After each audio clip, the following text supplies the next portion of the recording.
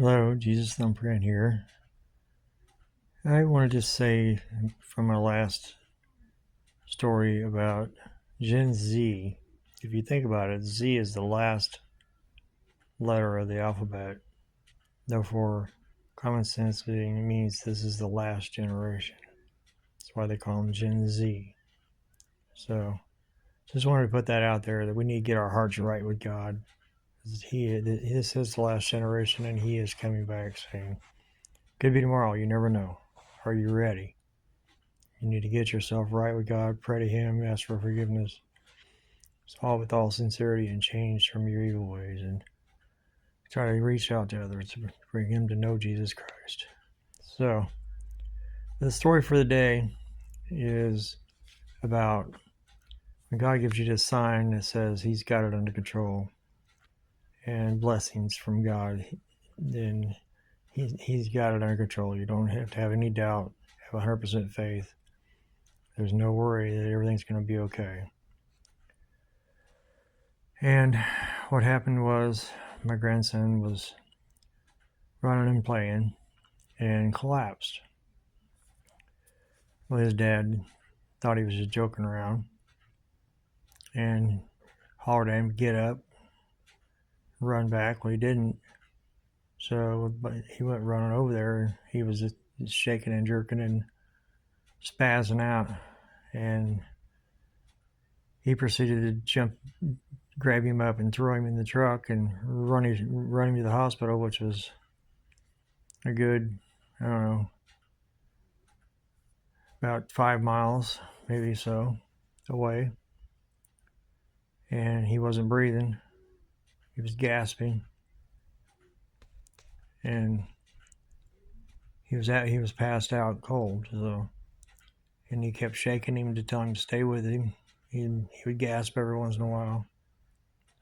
But his heart had stopped. And by the time they got him up there, he was pronounced dead pretty much. They had to shock him in, bring him back to get him a heartbeat and get him back breathing again. He actually had to be on a breathing machine. And his heart was so weak that from being stopped for so long, he was very weak. And this all happened on Christmas Day. And we proceeded to go rushing up to the hospital, and they had a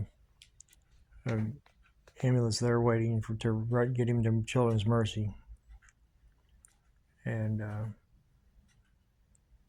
we followed him down there, and we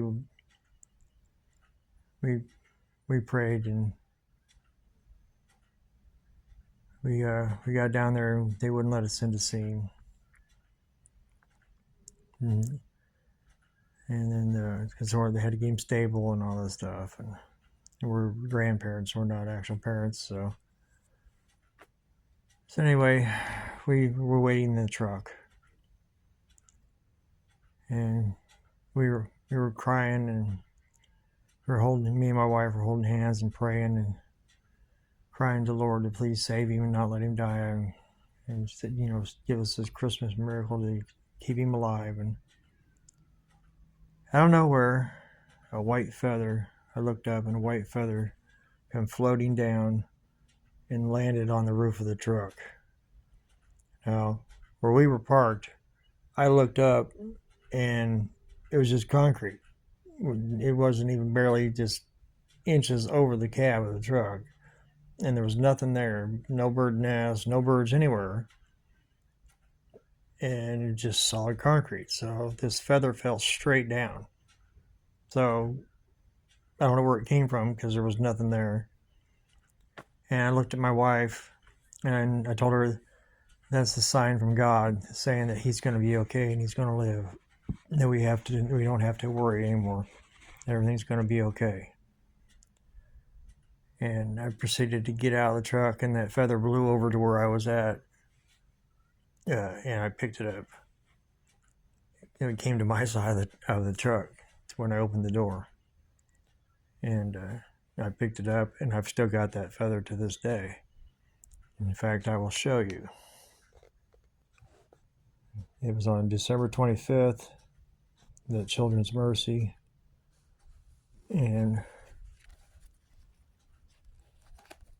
when I open it up, there's the feather. A solid white feather that fell down from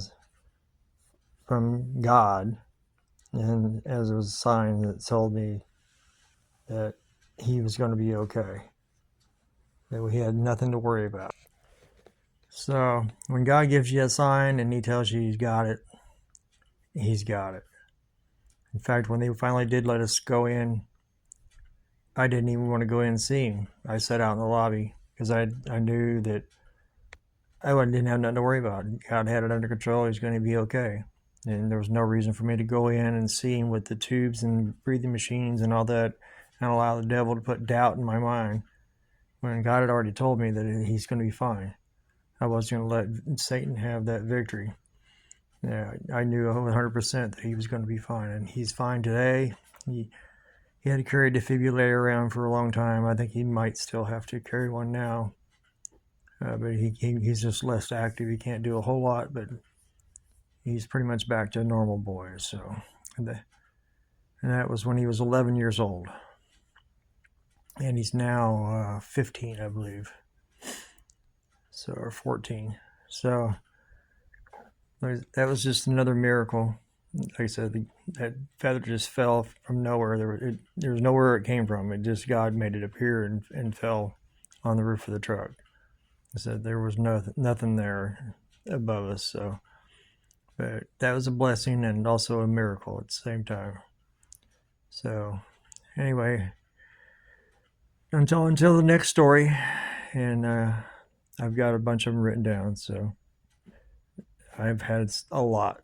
So, I will talk to you on the next one, and lead someone to know Christ, stay in your word, and just know Jesus is coming and be ready.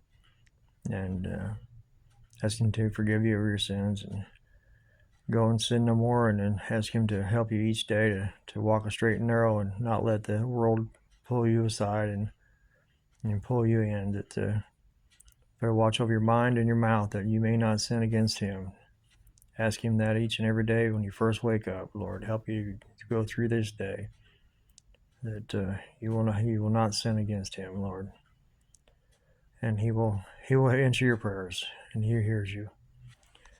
Bye for now, and on to the next story.